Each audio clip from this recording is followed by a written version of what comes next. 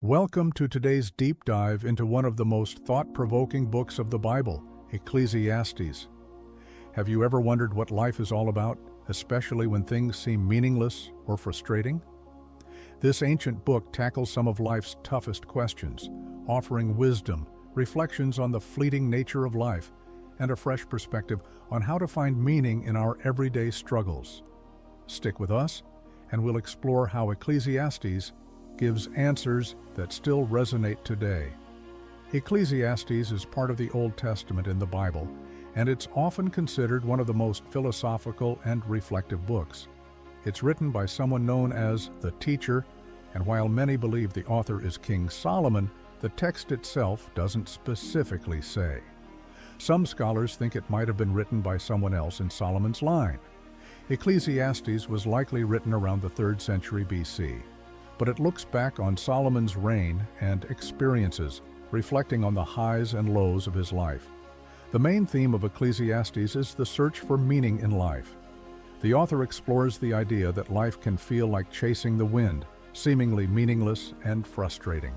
But through these reflections, Ecclesiastes teaches us how to approach life with wisdom and perspective, finding peace and meaning, even in the midst of uncertainties. Now, you might be thinking, if life is all vanity and meaningless, why should I even bother reading this book? That's exactly the question we'll unpack. And by the end of this video, we'll discover that there's much more to Ecclesiastes than just gloom and despair. In fact, it has a message that encourages us to live wisely and cherish the simple joys of life. Ecclesiastes is one of the books classified as wisdom literature in the Bible, along with Proverbs and Job.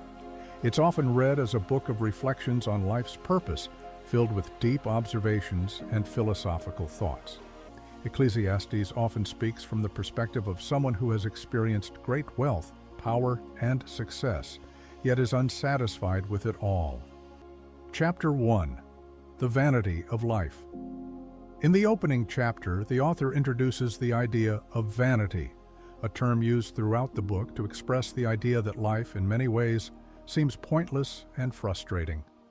Vanity of vanities, all is vanity, says the teacher, implying that everything seems empty, fleeting, and beyond our control. He reflects on the natural cycles of the earth. The sun rises and sets, the rivers flow into the sea, but nothing ever changes. People come and go, but life goes on, seemingly indifferent to human existence. This observation sets the tone for the rest of the book. Life's meaning is elusive, and no matter how much we try, we cannot control the outcome. Chapter 2. The Futility of Pleasure and Wealth.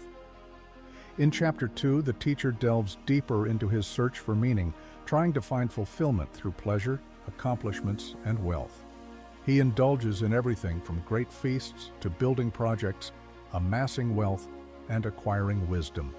Yet after all of this, he declares that it was all meaningless or vanity. Even wisdom, while valuable, doesn't prevent death and doesn't solve the ultimate mystery of life. He concludes that pleasure and wealth, while temporary enjoyments, are ultimately empty if they are pursued as the sole purpose of life. Chapter 3. A Time for Everything. One of the most famous passages in Ecclesiastes comes in Chapter 3, where the teacher declares, "There is a time for everything, and a season for every activity under the heavens." This poetic section reflects the idea that life is made up of different seasons, times for joy and sadness, peace and conflict, birth and death. The passage encourages us to embrace life as it comes, accepting both the good and the bad with grace. This chapter teaches us that the unpredictability of life is part of the divine plan. We may not always understand it, but there's a time and purpose for everything under the sun. Chapter 4. The Oppression of the Wise and the Foolishness of Rivalry. In Chapter 4, the teacher reflects on the unfairness of life. He observes the oppression of the wise and the futility of human rivalry. There are those who work hard and live wisely, but they still face injustice and hardship. Meanwhile, others chase after wealth or power and may find success, but they still face emptiness. The teacher encourages us to embrace companionship, as human connection is one of the few things in life that brings true joy. He points out that life's struggles can be lessened when we share them with others. Chapter 5. Reverence for God and the Dangers of Wealth. Chapter 5 begins by advising us to approach God with reverence. The teacher warns against making rash promises to God and emphasizes that material wealth is not the key to happiness. It's better to be content with what you have than to strive for more, which can lead to endless dissatisfaction. The passage also speaks about the futility of accumulating riches. No matter how much you gain, you can never take it with you when you die. It's another reminder that our pursuit of wealth can leave us empty if it's not aligned with God's purposes. Chapter 6. The Misery of Life's Uncertainties. In this chapter, the teacher talks about the misery of life's uncertainties. He reflects on the fact that some people are born into wealth and privilege, but even they can't escape the fleeting nature of life. He discusses the frustration of not being able to control what happens in life, including how much time we have or how much we'll accomplish. However, the teacher emphasizes that we should be content with what we have and find joy in the simple things: our work, our relationships, and our experiences. Chapter 7. Wisdom and Foolishness. Chapter 7 contrasts wisdom with foolishness. The teacher explains that while wisdom is valuable, it's not a guarantee of happiness or success. It's better to be wise than foolish, but both wisdom and folly have their limits. The passage also reflects on the inevitability of death and how it impacts our understanding of life's purpose. It reminds us that wisdom should be used humbly, and it's not a tool to manipulate others or gain control over life's uncertainties. Chapter 8. The Unpredictability of Life. In Chapter 8, the teacher discusses the unpredictability of life and how the wise may not always fare better than the foolish. There are many things in life that are beyond our control, and sometimes the wicked seem to prosper while the righteous suffer. However, the teacher still advises us to be patient and wait for the right moment to act. There is wisdom in understanding that life is unpredictable, and that in the end, we must trust in God's timing. Chapter 9. The Certainty of Death. Chapter 9 brings us back to the inevitability of death. The teacher reminds us that no one can escape death, regardless of how wise, wealthy, or powerful they are. In light of this, he encourages us to live joyfully and appreciate the blessings we have in the present moment.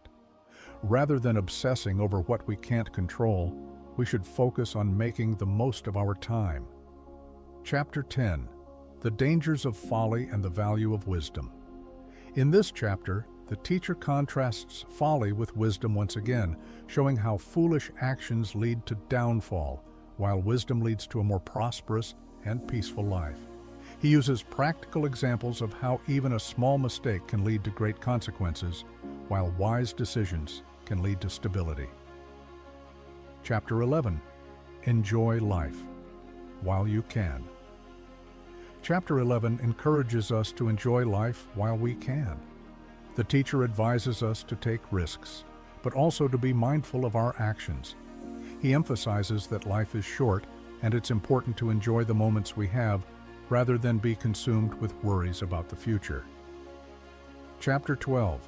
The Conclusion of the Matter. Finally, in Chapter 12, the teacher gives his conclusion. After all the reflections, the meaning of life can be found in the fear of God and obedience to His commandments. Everything else is ultimately meaningless. He encourages us to remember our Creator while we're still young, for life is fleeting and death is certain. He wraps up with the wisdom that life is a gift, and the best way to live it is to honor God in all things. To sum it up, the Book of Ecclesiastes teaches us that life can often feel like a mystery. filled with challenges and uncertainties. Despite its reflections on the seeming futility of wealth, pleasure, and human efforts, the book points us to a profound truth. True meaning in life is found through the fear of God, living wisely, and appreciating the simple gifts we have each day. Life may be brief and unpredictable, but when we live with purpose and reverence, we can find peace and joy, even in the midst of life's struggles. So, what has the story of Ecclesiastes taught you? How does this journey of faith relate to your life? Let me know in the comments below. And if you found something meaningful today, don't forget to like, subscribe, and hit the notification bell. Until next time, remember that even when life feels uncertain, we can find purpose and peace through wisdom, contentment, and reverence for God.